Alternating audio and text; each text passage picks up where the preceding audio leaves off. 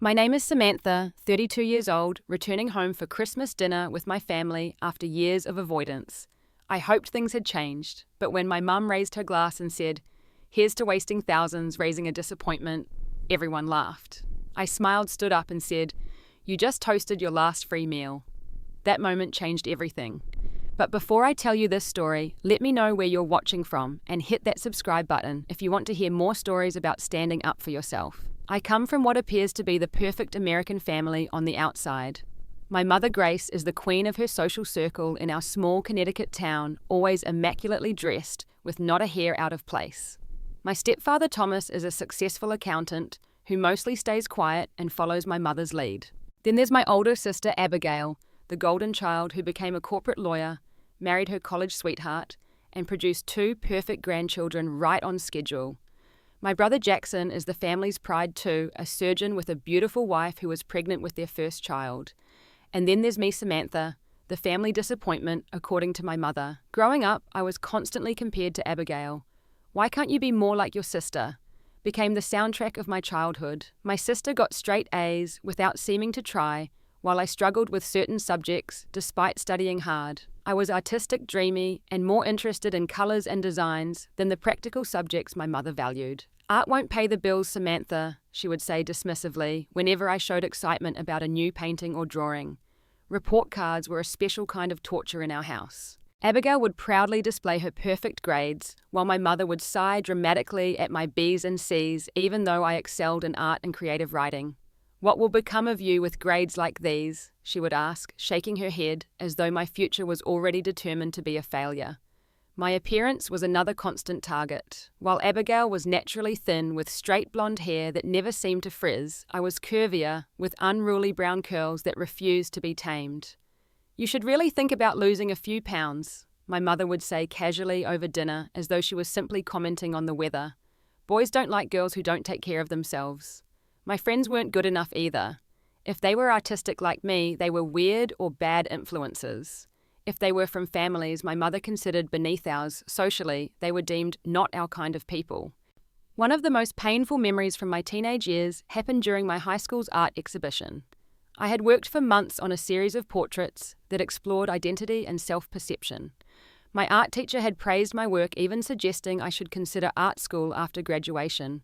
I was so proud and excited for my parents to see it. That night, my mother walked through the gallery with a tight smile, barely glancing at my work. When my art teacher approached and complimented my talent, my mother laughed. "Oh, this is just a hobby," she said dismissively. "Samantha knows she needs to focus on practical skills. This is cute, but it's not a real career path." I stood there, my cheeks burning with humiliation as my teacher's smile faltered. In that moment, something inside me cracked. I realized my mother would never see value in the things that made me who I was. College became my escape plan. I deliberately chose a school across the country in California, as far from Connecticut as I could reasonably get. My mother opposed my choice of majoring in graphic design, insisting I would never make a living. But for once, I stood my ground. Those 4 years away from home were transformative. I found my voice, made friends who appreciated me for who I was, and discovered that my skills had real value in the world. I started to build confidence, though. Phone calls home would often demolish it in minutes. After graduation, I built a career as a graphic designer in San Francisco. It started small with freelance gigs and a position at a startup, but I was proud of what I was accomplishing. Still, during our rare phone calls, my mother would ask when I was going to get a real job with stability and benefits. No matter what milestone I reached professionally, it was never enough in her eyes. Every conversation ended the same way, with me hanging up, fighting back tears, and doubting all the progress I'd made. For years, I carried her voice in my head, an internal critic that questioned every decision and achievement. "You'll never be good enough. This isn't a real career. When are you going to grow up and be responsible?" Those words haunted me, even as I built a life 3,000 miles away from the person who spoke them. 3 Christmases had passed since I last visited home. I'd made excuses each year, claiming work deadlines or fake travel plans with friends. The truth was simpler. I couldn't face the inevitable barrage of criticism and comparison that awaited me there.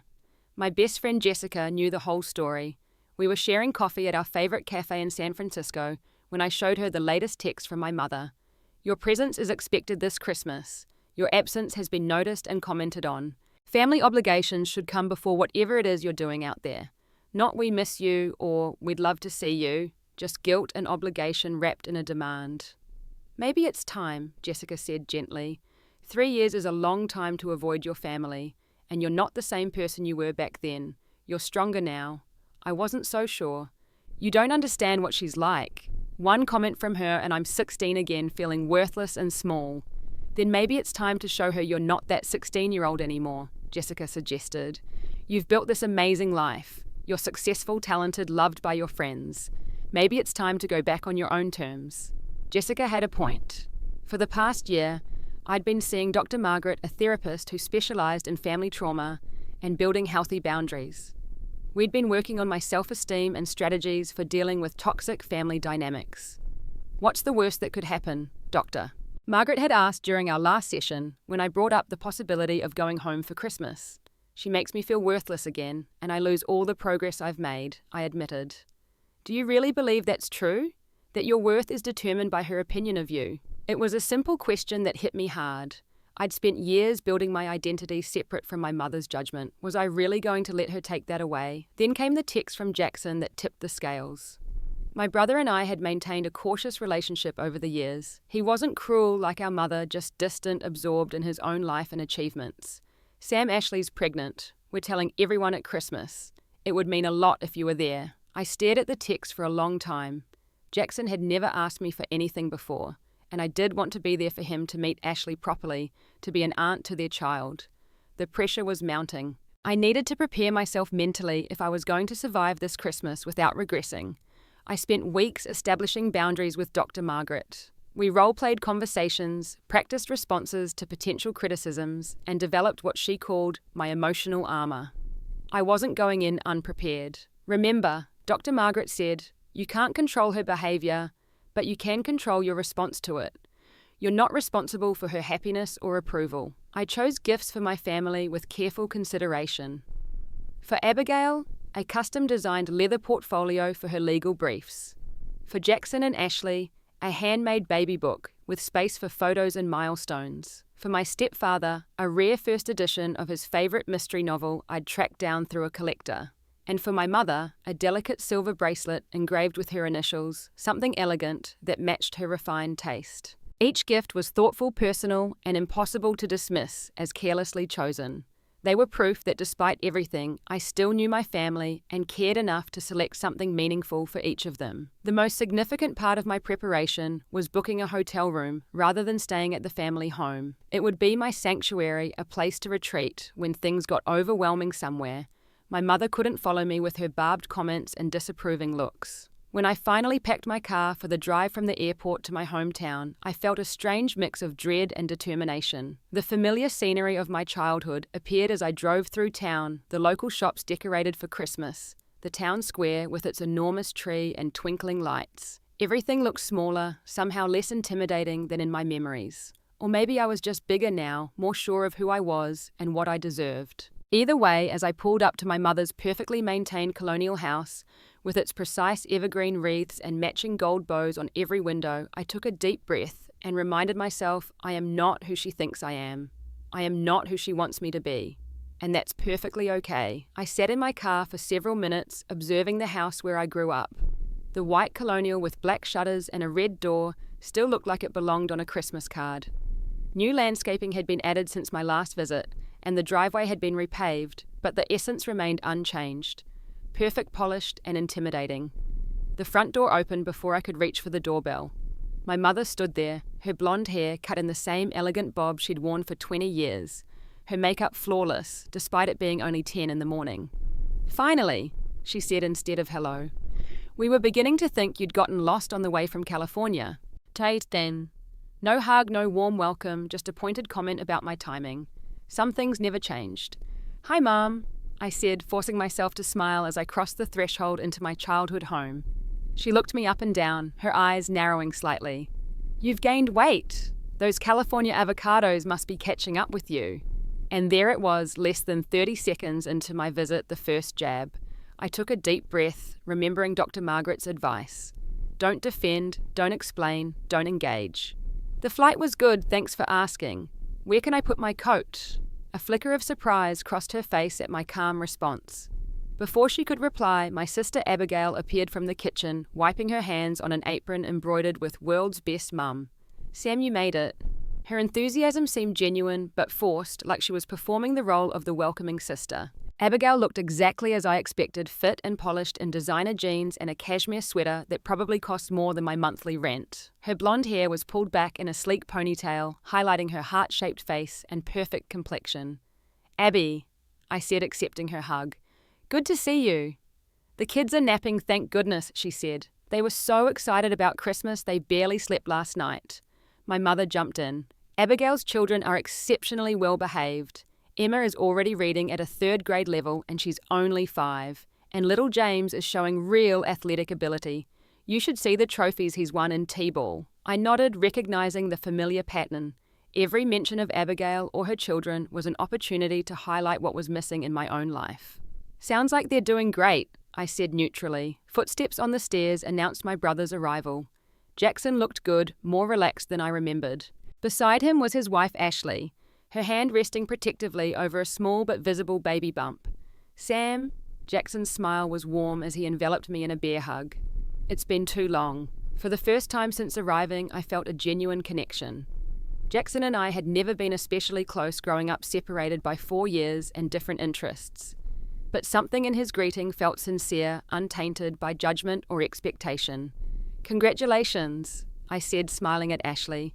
Jackson told me the news. "I'm really happy for you both." Ashley beamed. "Thank you, we're so excited." And a little terrified, to be honest. "Ashley is handling the pregnancy beautifully," my mother interjected. "No morning sickness at all. I was the same way with all my pregnancies. Strong genes." The evening progressed with painful predictability. My mother orchestrated conversation around the accomplishments of Abigail's children, Jackson's medical career, and Ashley's pregnancy. When the topic briefly turned to my life in California, my mother's interest visibly waned. "And you're still doing that computer drawing thing?" she asked dismissively.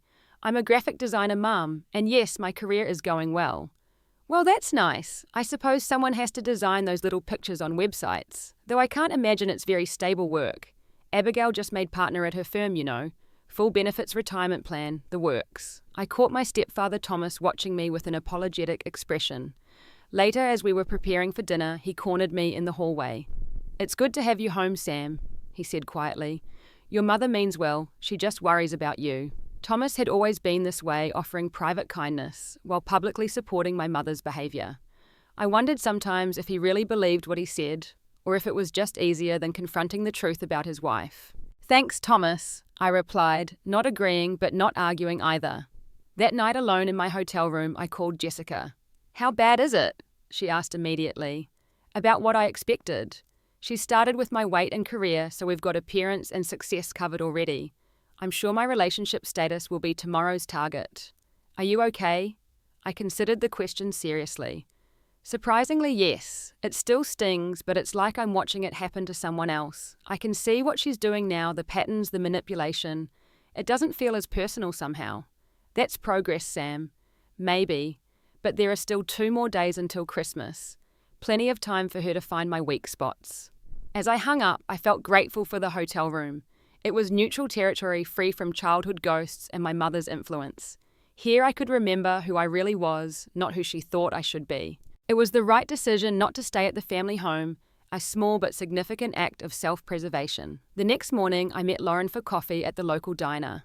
We'd been close friends throughout high school, bonded by our shared love of art and feeling like outsiders in our small town. Unlike me, Lauren had stayed married her high school boyfriend and now taught art at our old school.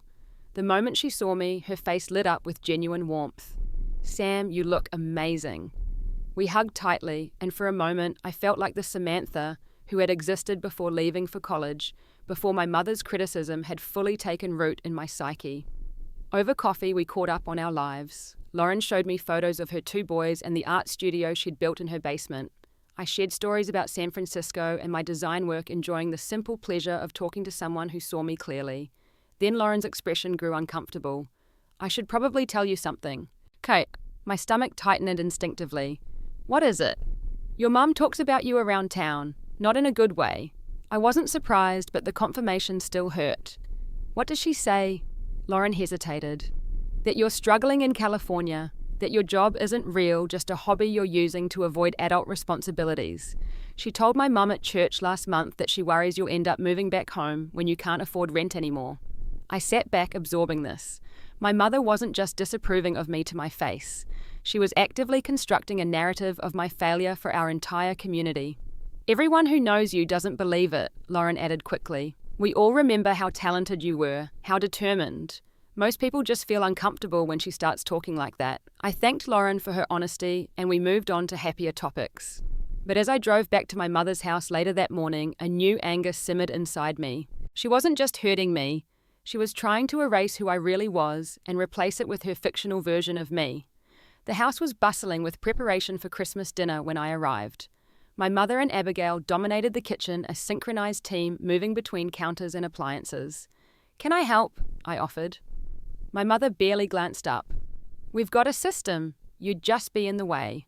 I can chop vegetables or something simple, I persisted. Abigail smiled tightly.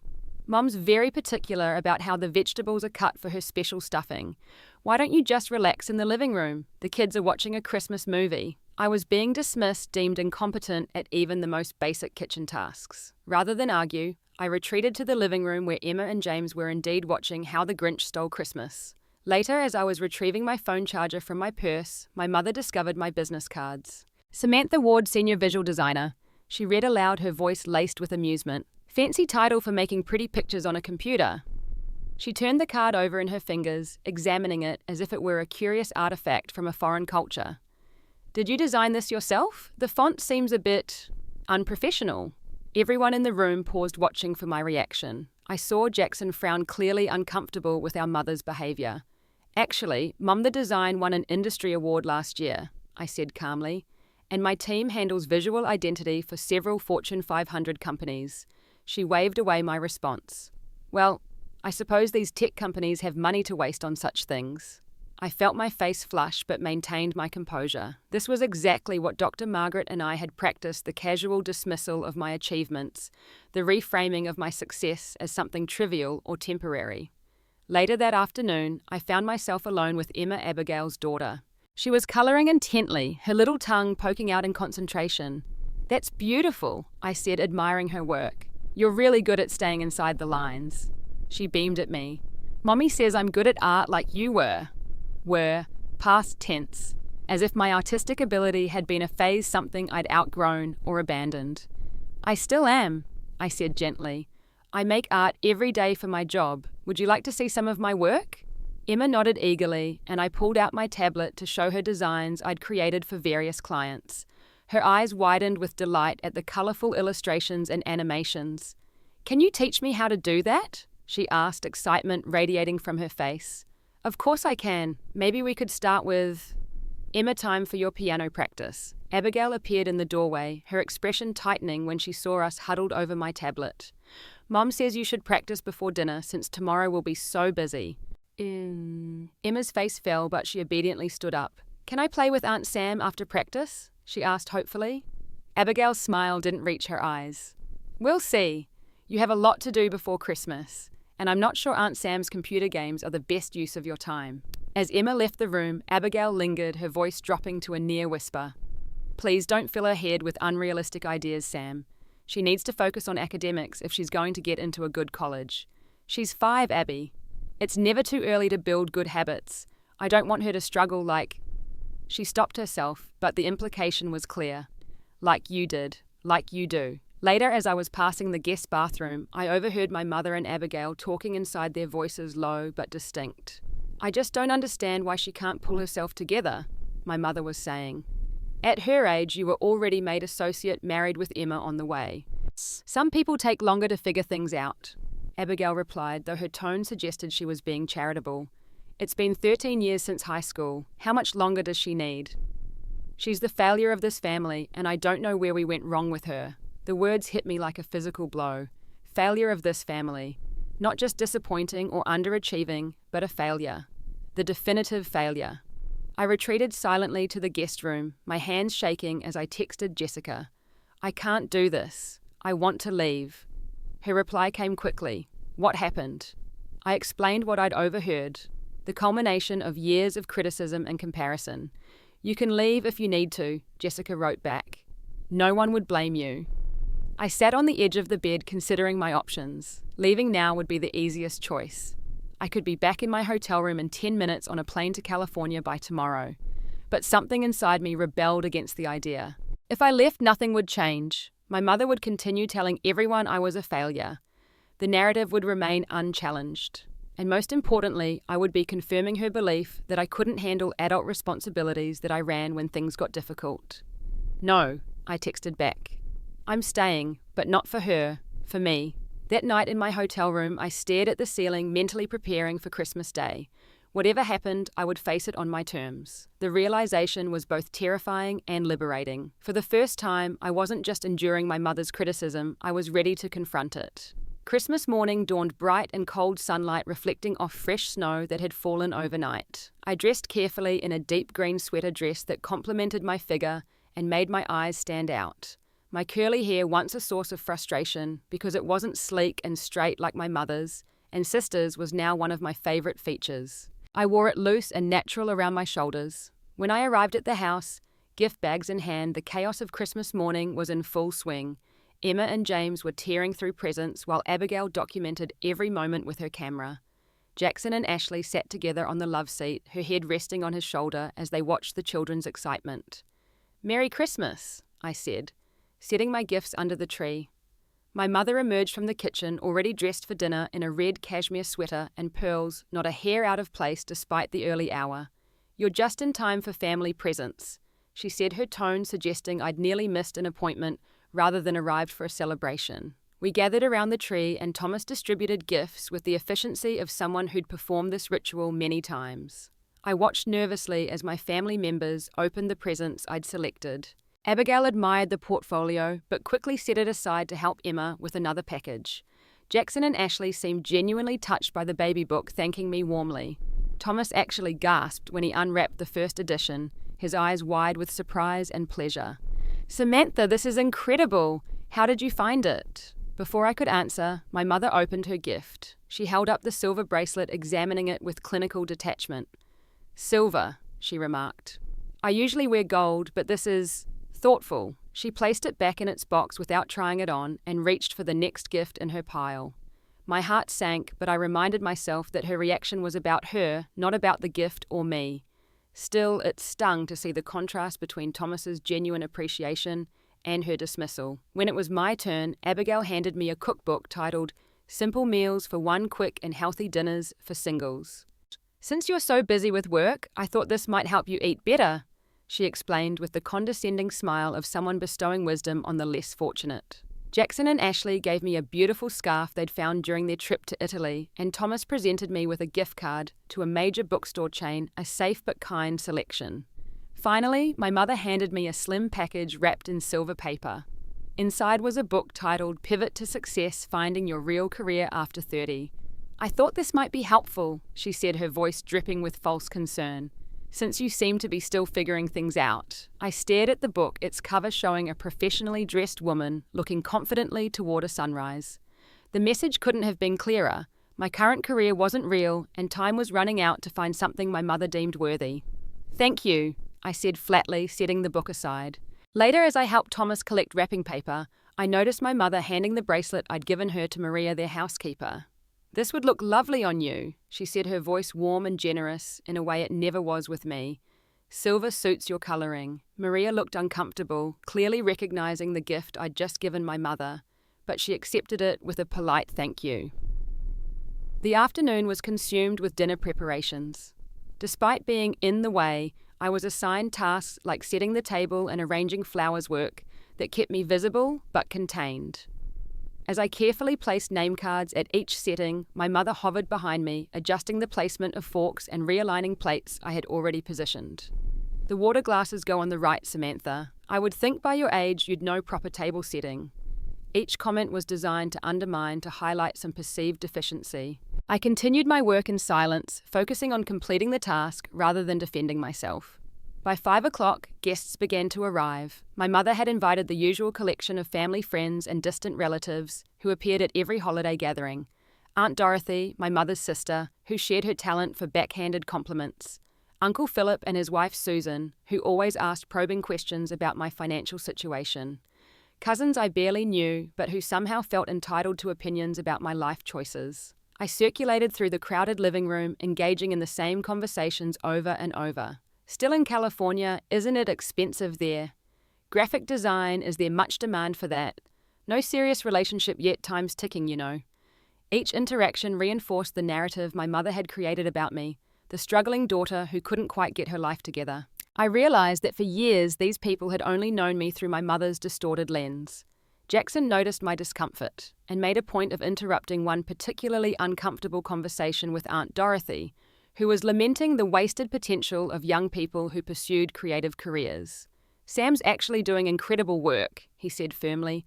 "She designed the visual identity for MedTech Solutions last year. It's the software we use at the hospital." Aunt Dorothy looked surprised. "Really, Grace mentioned you were doing something with computers, but I had no idea it was so legitimate." I shot Jackson a grateful look. It was the first time I could remember anyone in my family directly challenging the narrative about my career. As dinner time approached, my mother pulled me aside in the hallway, her voice low and urgent. "I saw your digital album for the family. While I appreciate the effort, it looks rather amateurish. I've decided not to show it tonight." I stared at her momentarily speechless. I had spent weeks creating a digital photo album of family memories carefully restored and arranged, set to music with custom animations between sections. It was professional quality work that would have cost thousands if done commercially. "It's not amateurish, Mom. It's literally what I do professionally." She patted my arm condescendingly. "Of course you think it's good, sweetheart, but let's not embarrass ourselves in front of everyone." Before I could respond, she swept away to direct guests to the dining room. I stood alone in the hallway, fury building inside me. This wasn't just about me anymore. This was about truth, about reality itself. My mother wasn't just criticizing me. She was actively erasing my accomplishments, my skills, my worth. As everyone settled around the elegant dining table, glowing with candlelight and laden with my mother's perfect holiday feast, I felt a strange calm descend over me. Years of therapy, of building my life away from this toxic environment, of creating an identity separate from my family's expectations, had led to this moment. My mother stood raising her crystal wine glass, her perfect smile firmly in place as she prepared to deliver her annual Christmas toast. The room quieted as my mother stood at the head of the table. She was in her element, the perfect hostess, presiding over the perfect holiday meal.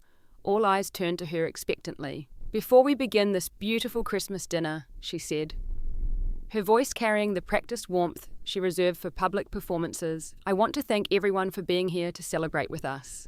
She proceeded to acknowledge each family member, praising their accomplishments from the past year. Abigail's legal victories, Jackson's promotion at the hospital, even Thomas received recognition for his community service work. Then her gaze fell on me, her smile tightening almost imperceptibly. "And of course, Samantha has joined us this year from California, where she continues to pursue her interests." She raised her glass higher, her voice taking on a theatrical quality. "So here's to wasting thousands raising a disappointment."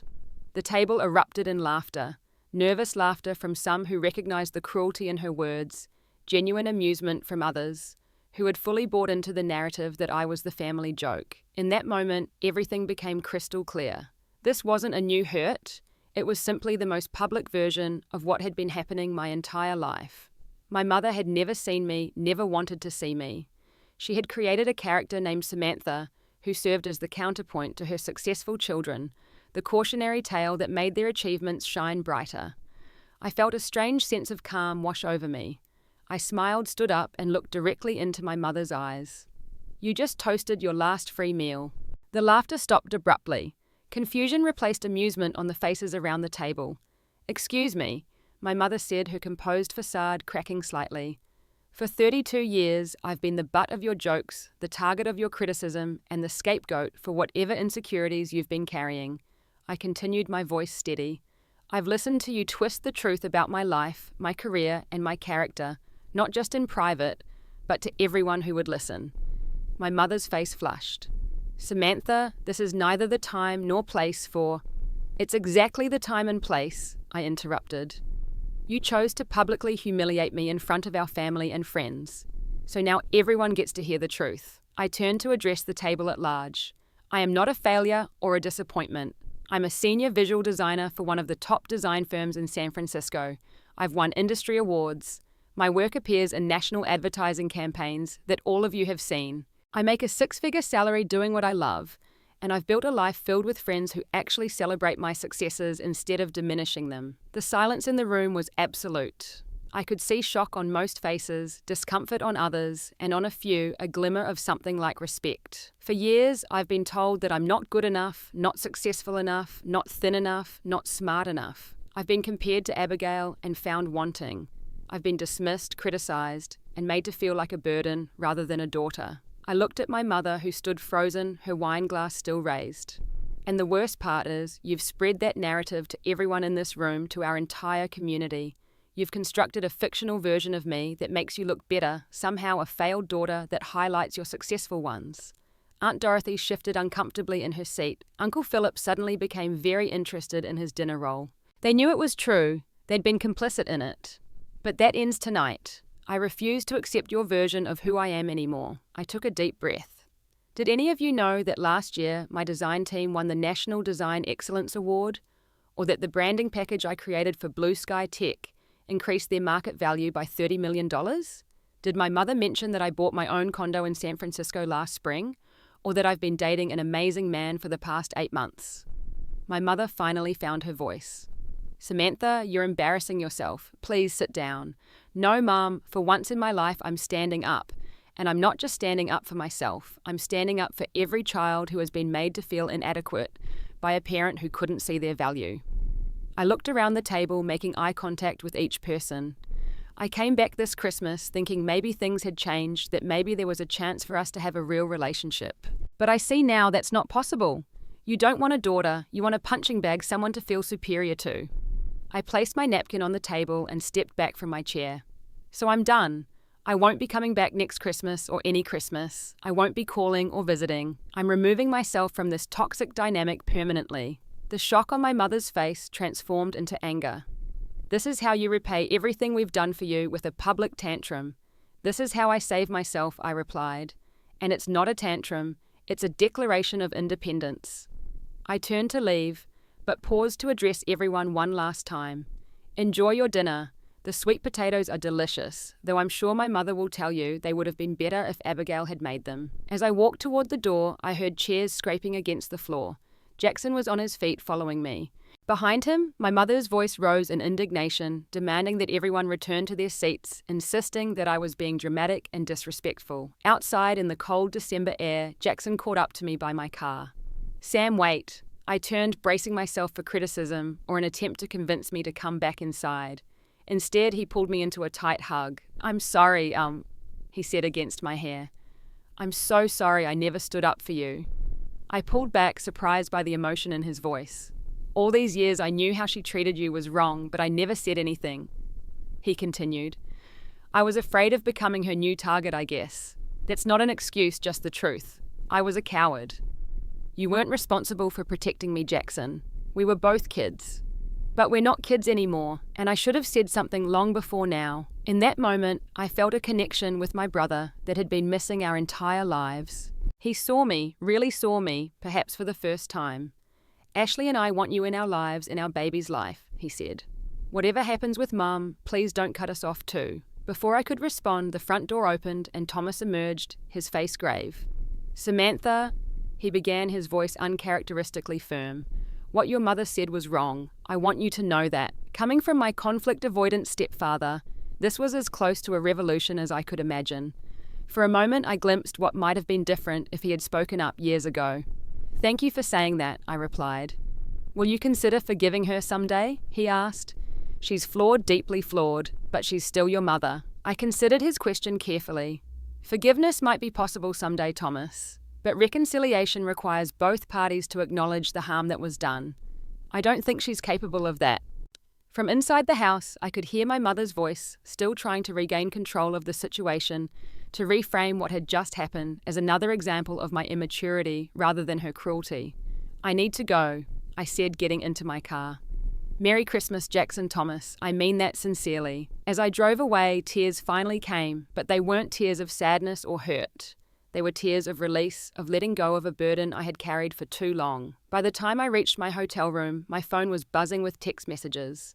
Some were from dinner guests expressing sympathy or support. One was from Aunt Dorothy, surprisingly apologizing for believing my mother's version of my life without question. I ignored most of them, but I did call Jessica. "I did it," I said when she answered. I finally stood up to her. "Oh my God, tell me everything," she demanded. I recounted the dinner, the toast, and my response. When I finished, Jessica was silent for a moment. "I am so incredibly proud of you," she finally said, her voice thick with emotion. "Do you know how much courage that took?" I thought about it. Actually, in the moment, it felt like the only possible choice. Like I couldn't have stayed silent if I tried. That's what real strength looks like. Not absence of fear, but action in spite of it. "How do you feel now?" "Lighter?" I admitted. Like I've been carrying this massive weight for years and suddenly put it down. I'm sad, of course. I wish I had a mother who could love me for who I am. But I'm also relieved. It's over. I don't have to keep trying to win approval that's never coming. We talked for another hour, processing what had happened and what it meant for my future. By the time we hung up, I felt exhausted but peaceful. Early the next morning, a text came from Jackson. "Breakfast before you leave." I met him and Ashley at a diner downtown away from the family home. Their support was unwavering, and we made plans for me to visit when the baby was born in the spring. "Mom's in denial," Jackson informed me. "She's telling everyone you had a nervous breakdown, that you've been under too much stress from your hobby job." I laughed, genuinely amused rather than hurt. Of course she is. The alternative would require self-reflection. On the flight back to California, I felt a mixture of grief and liberation. I was mourning the loss of the family I had wished for, the mother I had never really had. But I was also embracing a new freedom, the freedom to define myself on my own terms. The next 6 months were transformative. Without the constant undercurrent of maternal disapproval, I found myself taking bigger risks in my career. I pitched a major campaign to a dream client, something I might have hesitated to do before fearing failure. We won the account, and my work was featured in industry publications. I deepened my relationship with Mark, the man I'd been dating, finally letting him see all of me, without the insecurities that had kept parts of myself hidden. To my surprise, the more authentic I became, the stronger our connection grew. My relationship with Jackson and Ashley flourished from a distance. I flew to Connecticut when their daughter Lily was born, carefully timing my visit to avoid my mother. Jackson and I had weekly video calls, building the sibling relationship we'd never had growing up. I continued therapy with Dr. Margaret, working through the lingering effects of years of emotional abuse. She helped me recognize that while I had stood up to my mother, healing would be an ongoing process. "What you did was brave and necessary," she told me. "But setting boundaries is just the beginning. Now comes the work of rebuilding your sense of self without your mother's voice in your head." Chill. A year after that fateful Christmas dinner, I received an unexpected letter from Thomas. My mother, he wrote, had started seeing a therapist after several friends distanced themselves following my departure. The narrative she had tried to spin about my breakdown had backfired when Jackson publicly contradicted her version of events. "She's not transformed, Thomas wrote candidly, but she's questioning things about herself that she never has before. It may be too little too late for your relationship, and I would understand if that's your view, but I thought you should know." I appreciated his honesty and the fact that he didn't pressure me to respond or reconcile. It was information offered without expectation, a courtesy rather than a manipulation. 2 years passed. My design firm was thriving, and I had been promoted to creative director. Mark and I were engaged, planning a small wedding in a redwood forest near San Francisco. Jackson, Ashley, and little Lily would be there along with Thomas, who had maintained occasional respectful contact. Then came another letter from Thomas, this one including a note from my mother, her familiar handwriting more hesitant than I remembered. "I have been told by my therapist that I should not expect a response from you," she wrote, "and that I should not ask for forgiveness until I fully understand what I'm asking forgiveness for. I'm not there yet, but I'm trying to understand. If you would be willing to meet with me and my therapist sometime, I would appreciate the opportunity. If not, I will respect your decision." It wasn't an apology or even a clear acknowledgement of her behavior, but it was the first communication from my mother that didn't include criticism, comparison, or control. It was the first time she had recognized my autonomy, my right to choose whether to engage with her. After careful consideration and many discussions with Mark and Dr. Margaret, I agreed to a single session with my mother and her therapist during my next trip to Connecticut for Lily's second birthday. The meeting was difficult, uncomfortable, and occasionally heated. My mother struggled to accept my perspective on our past interactions, defaulting several times to defensiveness and justification. But her therapist was skilled gently but firmly redirecting her when she slipped into old patterns. By the end of the 2-hour session, we had reached no grand resolution, no tearful reconciliation. But something had shifted. My mother had listened, really listened, perhaps for the first time. And I had spoken my truth without fear, without the desperate need for her approval that had defined most of my life. As we parted, she asked awkwardly, "Would you be open to another conversation someday?" I considered the question honestly. Maybe. Not soon, but maybe someday. It wasn't forgiveness, not yet. But it was an acknowledgement that people can change, that relationships can evolve, that endings aren't always permanent. The healing continued. I built a life rich with chosen family friends who celebrated my successes and supported me through difficulties without condition or comparison. Mark and I married and bought a house with a studio where I could pursue personal art projects alongside my professional work. 3 years after that Christmas confrontation, I hosted my own holiday dinner. Jackson, Ashley, and Lily flew out from Connecticut. Jessica and her partner joined us, along with other friends who had become family to me. We gathered around a table in our small but warm dining room, nothing like the formal perfection of my mother's Christmas dinners, but filled with genuine laughter and acceptance. As we prepared to eat, I found myself standing, raising my glass in a toast. "To family," I said, looking at the beloved faces around me.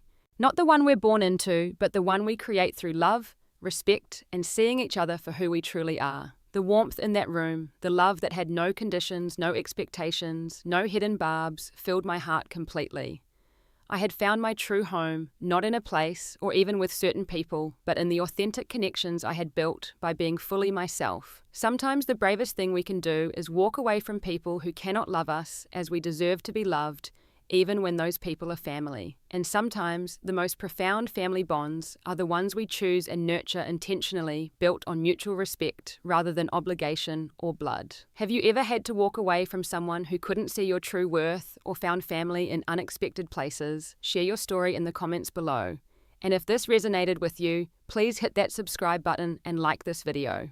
Your support means the world to me, and I'm grateful to each of you for being part of this journey of healing and growth. Remember, you deserve to be seen, valued, and loved exactly as you are.